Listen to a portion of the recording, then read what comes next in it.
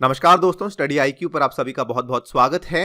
Recently India ने UK के PM mister Boris Johnson को अपने आने वाले 2021 के गणतंत्र दिवस के दिन के लिए चीफ गेस्ट यानी कि गेस्ट ऑफ ऑनर के नाम पे इनको न्योता भेजा है। नाउ अभी तक ये न्योता इन्होंने फॉर्मली एक्सेप्ट नहीं किया है, कोई फॉर्मल चीज हमारे सामने नहीं आई है, लेकिन ऑलमोस्ट कई सारे सोर्सेज से यहाँ पता लग रहा है कि यहाँ पे बोरिस जॉनसन इस इनवाइट को एक्सेप्ट करेंगे और इंडिया में 2021 के रिपब्लिक डे के लिए पहुंचेंगे। ऐसा पहली बार नहीं हुआ है कि यूके के किसी प्राइम मिनिस्टर को इंडिया ने इनवाइट किया हो। इसके पहले भी, जैसा कि आप इस पर्टिकुलर इमेज में देख पा रहे हैं, 1993 की बात है। उस टाइम के जो ब्रिटिश के प्राइम मिनिस्टर थे जॉन मेजर्स, इनको इंडिया ने इन्वाइट किया था। आप देख सकते हैं यहाँ पे, और हमारे इंडिया के पीएम, उस टाइम के इंडिया के पीएम नरसिम्हा राव जी भी इस इमेज में आपको देखने को मिलेंगे।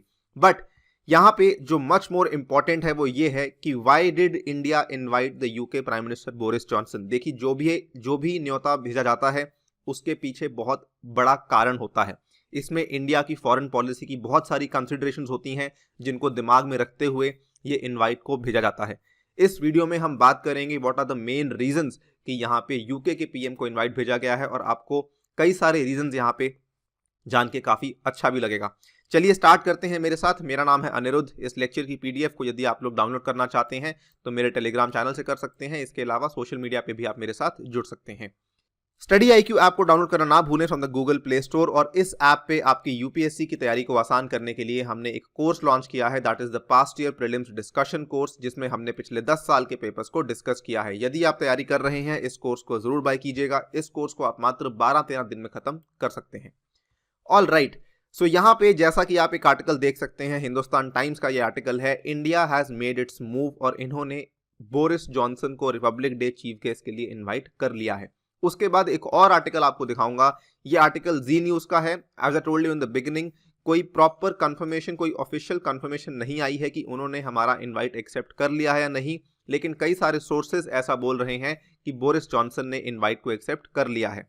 And the primary reason behind this is probably, पिछले महीने की बात है, 11 नवंबर को बोरिस जॉनसन के जो इंडिया में यहाँ पे British High Commission to India है, वहां पे जो उनके एम्बेसडर हैं, उन्होंने ये कहा था कि ऑलमोस्ट सर्टन है prime minister Boris Johnson India में एक इन पर्सन विजिट करने वाले हैं। इसी स्टेटमेंट के ऊपर वर्क करते हुए लग रहा है कि ऑलमोस्ट सर्टन है कि इन्होंने हमारा इनवाइट एक्सेप्ट कर लेना है और ये इंडिया में नेक्स्ट ईयर आने भी वाले हैं। Now what is very very important, देखिए, जस्ट पिछले हफ्ते की बात है, जैसा कि आप यहाँ पे देख सकते हैं, नवंबर 27 को, जब इंडिया के और यूके के प्राइम मिनिस्टर्स दोनों में आपस में टेलीफोनिक डिस्कशन हुई, जिसमें उन्होंने डिस्कस किया एक बहुत ही ambitious road map for the India UK ties in the next decade. So आने वाले दशक में किस तरीके से हमारे संबंध और भी बेहतर हो सकते हैं, इस चीज को लेकर बातचीत हुई थी। और इसी बातचीत के दौरान हमारे इंडिया के प्राइम मिनिस्टर नरेंद्र मोदी जी ने यहाँ पे पीएम ऑफ यूके को इनवाइट भेजा कि आप हमारे यहाँ जो आने वाला रिपब्लिक डे है उस पे चीफ ऑफ गेस्ट बनकर आए भी।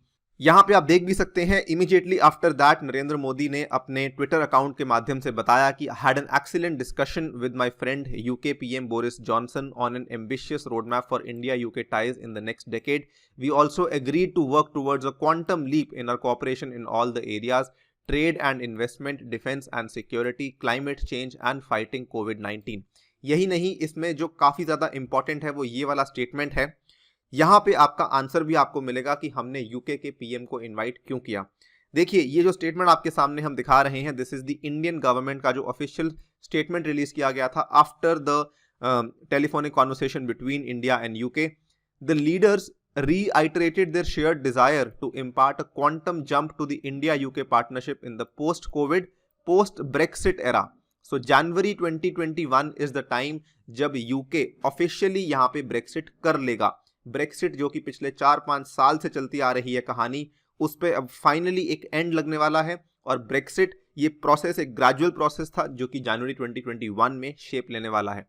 नाउ ब्रेक्सिट के बाद जो यूके के रिलेशंस हैं वो कई सारी कंट्रीज के साथ एकदम से बदल सकते हैं, एकदम से उनमें फेरबदल हो सकता है। इसी के चलते इंडिया ने यहाँ पे बहुत ही अच्छी अपॉर्चुनिटी को चूज किया है to invite the UK PM Boris Johnson. Further बात करते हैं तो इसी स्टेटमेंट में आगे लिखा हुआ है कि हम we want to enhance the collaboration in trade and investment, scientific research, mobility of professionals and students and defence and security. सबसे पहले और सबसे इंपॉर्टेंट अगर बात करें तो पोस्ट ब्रेक्सिट एरा के वजह से होता क्या है कि देखिए अभी तक जो यूके का मैक्सिमम ट्रेडिंग था वो होता था यूरोपियन यूनियन के साथ, जिसमें कि उनका अप्रॉक्सीमेटली 50% ऑफ टोटल ट्रेड जो है वो केवल और केवल यूरोपियन यूनियन के साथ ही हो रहा था। 43% ऑफ एक्सपोर्ट्स थे एंड 52% ऑफ इंपोर्ट्स थे। लेकिन अब इंडिया को लगा है कि India has a window of opportunity to expand the trade ties with UK. और इसमें रिसेंट सी बात है जब इंडिया और यूके के मिनिस्टर्स ने एक मीटिंग की थी, और ये भी आप देख सकते हैं नवंबर 10 को ये मीटिंग हुई थी। उस मीटिंग में इन्होंने इस चीज को डिस्कस किया था कि इंडिया और यूके के बीच में हम किस तरीके से एक फ्री ट्रेड अग्रीमेंट को साइन कर सकते हैं। नाउ ये चीज इंपॉर्टेंट इसलिए भी बन जाती है because India has not joined RCEP and obviously इसी के चलते इंडिया कई सारे बायलेटरल FTAs साइन कर रहा है। सो यहाँ पे अगर यूके के साथ ही FTA साइन हो जाता है तो इंडिया के लिए काफी एक महत्वपूर्ण बात हो सकती है। ये था about the trade ties. Secondly अगर डिफेंस और सिक्योरिटी की बात करें, ये वाले रीजंस भी काफी इंपॉर्टेंट है। We can not forget this fact that United Kingdom is a part of P5 जो UNSC के परमानेंट 5 मेंबर्स हैं। यूके उसका एक अटूट हिस्सा है एंड इसी के चलते इंडिया के लिए काफी इंपॉर्टेंट बन जाता है कि वो यहाँ पे यूके के साथ अपने रिलेशंस को सही स्तर पे रखे। यूके भले वो इतना ज्यादा एक इंपॉर्टेंट मेंबर ना हो जितना इंपॉर्टेंट USA है, लेकिन बिकॉज वो UNSC का पार्ट है so it is always aware कि UNSC में किस तरह की डिस्कशंस हो रही हैं, पर्टिकुलरली USA का क्या स्टैंड है अफगानिस्तान और पाकिस्तान को लेके, और यही जो USA का स्टैंड है ये आगे जाके इंडिया को डायरेक्टली इम्पैक्ट करता है। इसीलिए यूके के साथ हमारी रिलेशंस काफी अच्छी होनी इसके चलते भी इंपॉर्टेंट हो जाती हैं। फर्दर बात करते हैं, यहाँ पे आपने शायद सुना होगा इंडियन ओरिजिन ऋषि सुनाक जो कि करंटली यूके में चांसलर टू द एक्सचेकर हैं और इसके पहले भी ये ट्रेजरी सेक्रेटरी रह चुके हैं। इनको माना जा रहा है कि ये आने वाले समय में शायद यूके के नेक्स्ट PM बन सकते हैं। और अगर ऐसा होता है ऑब्वियसली इंडिया के लिए बहुत ही बड़ी जीत होगी ये, बट मोर इंपॉर्टेंटली यहाँ पे हमारे डिफेंस और सिक्योरिटी के माध्यम से देखा जाए it can be a very big blow to the increasing Pakistani lobby in UK. So Pakistan की जो लॉबी है वो यूके में इस्लामाबाद से कई सारे लोग हैं, इवन पाकिस्तान ऑक्यूपाइड कश्मीर से कई सारे लोग हैं जो कि यूके का ध्यान पलटना चाहते हैं टुवर्ड्स जम्मू एंड कश्मीर, और ये कहना चाहते हैं, उनसे ये कहलवाना चाहते हैं कि जम्मू कश्मीर जो है वो पाकिस्तान का हिस्सा है। लेकिन अगर ऐसी चीज होती है तो इस केस में हमारा stand regarding Jammu Kashmir at the international level काफी ज्यादा इंप्रूव हो सकता है।